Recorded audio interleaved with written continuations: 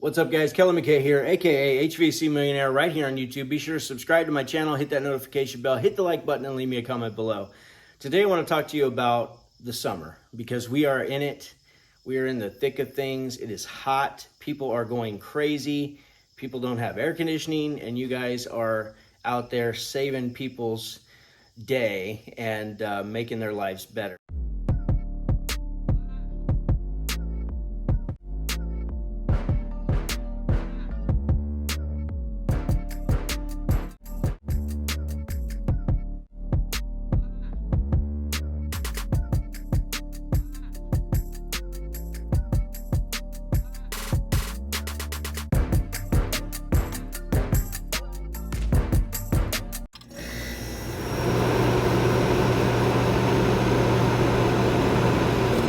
Now, one thing that I wanted to talk about is that going into the summer, no matter how much you think you are prepared, we quickly find out, relatively quickly, normally like by the second week, just how unprepared we actually were. That's why you see people on Facebook now hiring ads come from all directions this time of year because everybody realizes just how short-handed they are. So I want you to remember this before we go into next season. Not only do I want you to remember one thing, which is you're always hiring, always. If you get an opportunity to find somebody who you think would be a good fit for your team, then we're always hiring those people. But at the same time, let's think about this moment right now in the middle of July, or the end of July, where you're shorthanded, you've got too many calls, not enough people to serve your customers, and just know that you're gonna need to prepare for this next year, right? Like it might be a little bit too late right now. You might get lucky if some other person from another team just gets completely frustrated with the way things are being ran and decides to jump ship, and maybe you get an opportunity to hire that person and maybe provide a better environment for them or a better schedule, something that's more manageable. But if that doesn't happen for you, which it doesn't happen very often, because oftentimes techs are so busy too that they don't have time to stop and actually search for a job. But that's why we just want to be hiring at all times. So I want to talk to you about callbacks, because if you've noticed, it always happens to every single company this time of year, is that with the volume, as the volume increases in your business, so do the callbacks. The callback volume increases as well. And what I've learned in my business, for 14 years of running a business, I learned that the majority of the callbacks all have to do with two things. So these are two simple things that if you can ingrain them into your way of operating your business, so like you have to talk about it in order to ingrain it, in order to be part of your culture, a part of the way your business operates, you've got to cover these two things, because I'm telling you, more times than not, you'll find the same thing in your business, because there's no way that, it's just that I recognize these patterns, and that's why I wanted to share it with you, which is checking the filter. They're two simple things, two very, very simple things. Checking the filter every single time.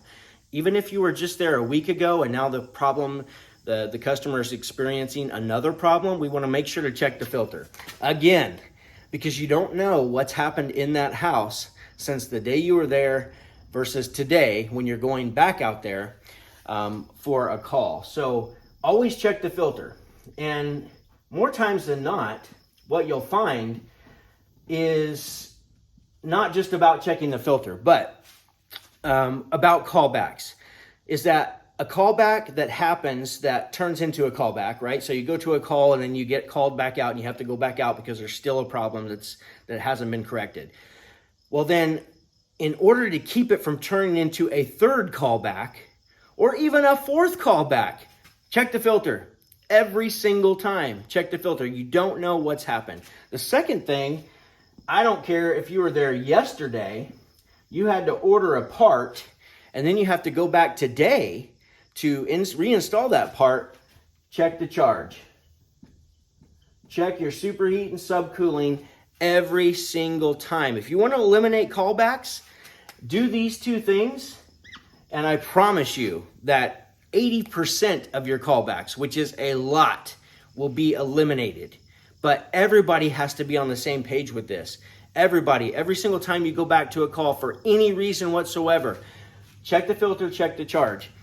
You guys have all probably, you know, the longer you're in this business, you've all experienced, like, you checked the charge yesterday and you pull your gauges off, and for some reason the valve stem doesn't seat properly and it starts leaking, and maybe even though you tighten the cap, it's still leaking.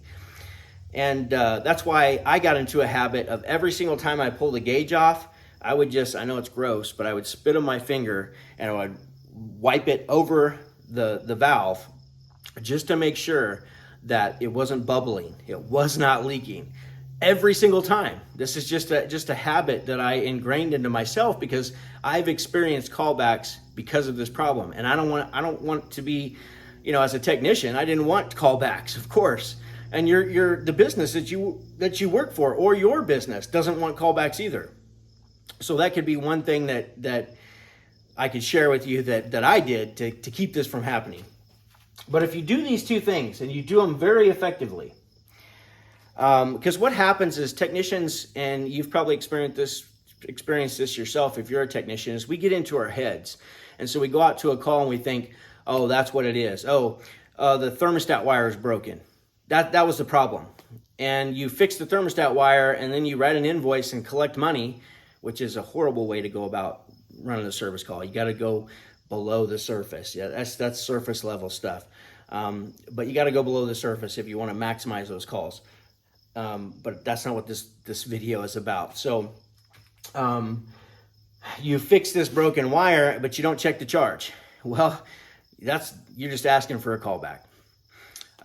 So you've got to check the charge every single time. You got to check superheat and subcooling every single time, because that's going to tell you, you guys know how many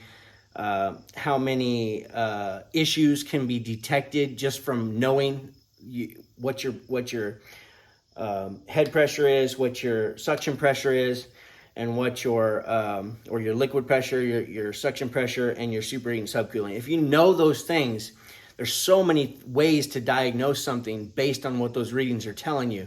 So if you get into a habit and you can tell your team and get your team on board, every single time this has to be done, you will eliminate a ton of callbacks. I'm not kidding you, a ton of callbacks. It sounds so simple.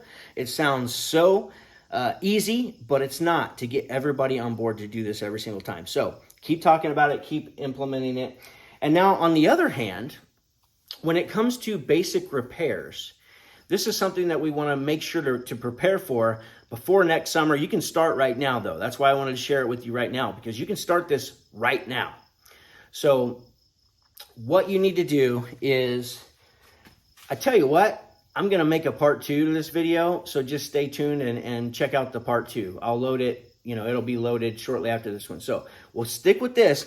Get this done on every single call, eliminate a ton of callbacks. So love you guys. Go make money. Boom.